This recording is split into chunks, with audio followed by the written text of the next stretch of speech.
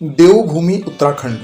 उत्तराखंड को देवभूमि कहने के पीछे अनेकों कारण हैं।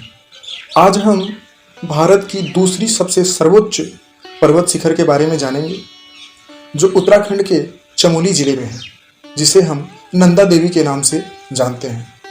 नंदा देवी वहाँ के लोगों के लिए एक देवी का स्वरूप है और एक माता के स्वरूप के समान वहाँ के लोग नंदा देवी की पूजा करते हैं। नंदा देवी भारत की दूसरी सबसे ऊंची पर्वत शिखर है। यहाँ के लोग नंदा देवी को अपनी अधिष्ठात्री देवी मानते हैं।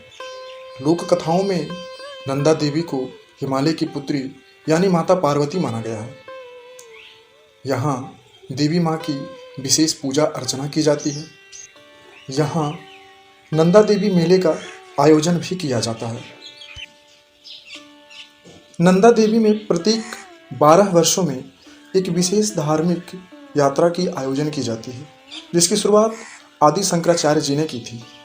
19 दिनों तक चलने वाली इस यात्रा को राजजात यात्रा के नाम से जाना जाता है। मान्यता यह है कि यह यात्रा विश्व की सबसे लंबी पैदल यात्रा है।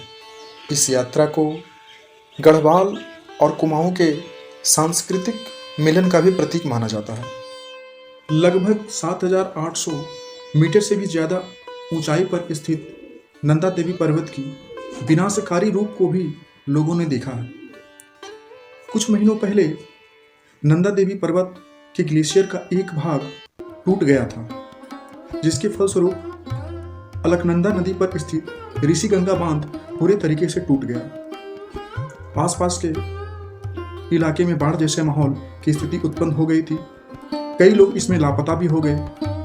कई लोगों के मारे जाने की खबर भी सामने आई। वहां के स्थानीय लोगों की माने तो यह प्राकृतिक आपदा नहीं, बल्कि इंसानों के द्वारा बनाई गई आपदा है। दरअसल बात 1965 के आसपास की है, जब भारत और अमेरिका ने चीन के परमाणु परीक्षण पर खुफिया तरीके से नजर रखने के लिए नंदा देवी पर्वत के ऊपर एक खुफिया अभियान चला रहे थे। इस अभियान के अंतर्गत लगभग 56 किलो वजन का एक न्यूक्लियर यंत्र नंदा देवी पर्वत के शिखर पर लगाया जाना था। भारत और अमेरिका दोनों की खुफिया एजेंसी की एक टीम नंदा देवी पर्वत के शिखर पर जाकर इस यंत्र को लगाने का प्रयास कर रहे थे, लेकिन अचानक मौसम खराब होने के कारण टीम के सभी सदस्य उस यंत्र को, उस न्यूक्लियर डिवाइस को उसी स्थान पर छोड़कर नीचे आ गए। उसके बाद पुनः 1 वर्षों के बाद 1966 में इस कार्यक्रम को आगे बढ़ाने के लिए दोनों देशों की टीम वहां फिर पहुंची, लेकिन वहां जाने के बाद उस न्यूक्लियर डिवाइस का कोई अता पता नहीं चला और आज तक उस खुफिया रेडियो एक्टिव डिवाइस का कोई पता नहीं चल पाया। इस विभाग के एक्सपर्ट का मानना है कि प्लूटोनियम के ये कैप्सूल लगभग 100 वर्षों तक एक्टिव रहते हैं और ये रेडियो एक्टिव डिवाइस अब भी उसी इलाके में दबी हुई है।